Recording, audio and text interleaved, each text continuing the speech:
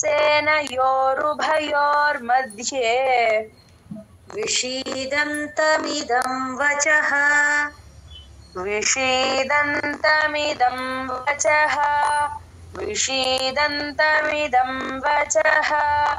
विषीदन्तमिदं वचः तमुवाच हृषीकेशः प्रहसन्निव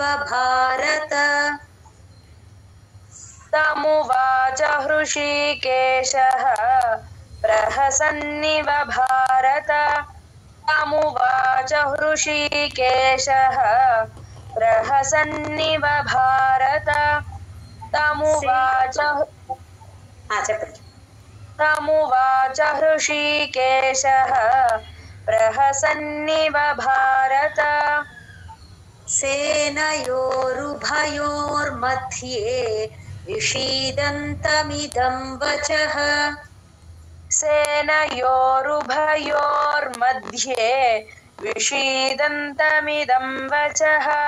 सेनयोरुभयोर्मध्ये विषीदन्तमिदं वचः तमुवाच हृषीकेशः प्रहसन्निव भारत सेनयोरुभयोर्मध्ये విషీదంతమిదం వచః. ఒక్క నిమిషం అండి. భగవద్గీతలో కొన్ని శ్లోకాలు పదాలు కానీ రిపీట్ అవుతూ ఉంటాయి.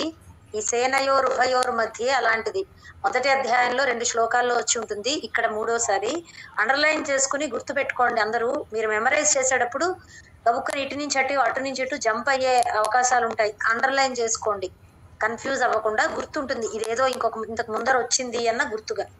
ఆ పైన ఏవ ముక్త్వా హృషీకేశం అన్నది కూడా ఏవ ముక్తో హృషీకేశం అని మొదటి అధ్యాయంలో ఉండుంటుంది. 24 శ్లోకంలో అక్కడ చూసుకోండి ఒకసారి. సో ఇక్కడ మళ్ళీ అలాగే వచ్చింది. కొంచెం కన్ఫ్యూజ్ అవ్వకుండా అండర్లైన్ చేసుకోండి. అప్పుడు మెమరైజింగ్ కి ఉపయోగపడుతుంది. ఈ వారం కాకపోయినా మళ్ళీ వారమైనా మెమరైజ్ చేస్తారు కదా, అప్పటికి రిపీట్ చేయండి.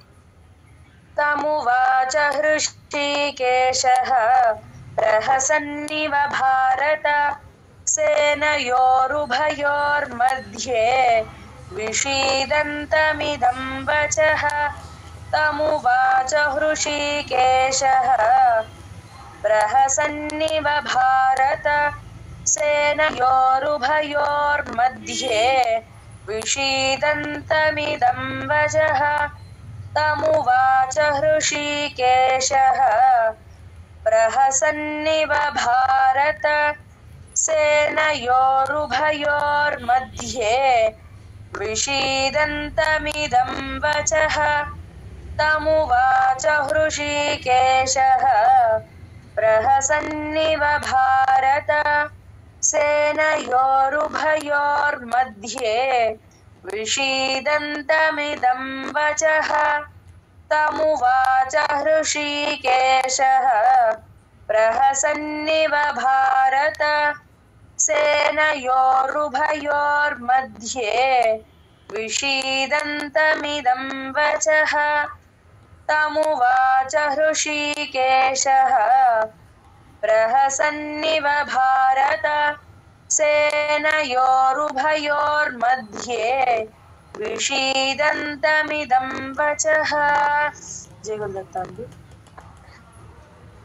ఈ వారం సిలబస్ 13వ శ్లోకం వరకు కంప్లీట్ చేసామంటారా? ఇంకొక 3 శ్లోకాలు రేపు అందరి చేత రిపీట్ చేయించుకుని ప్రాక్టీస్ చేద్దాం.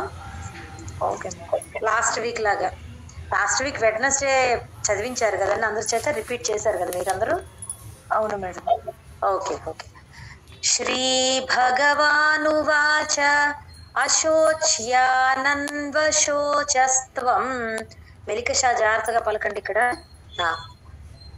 శ్రీ భగవానువాచ అశోచ్యానన్వశోచస్త్వం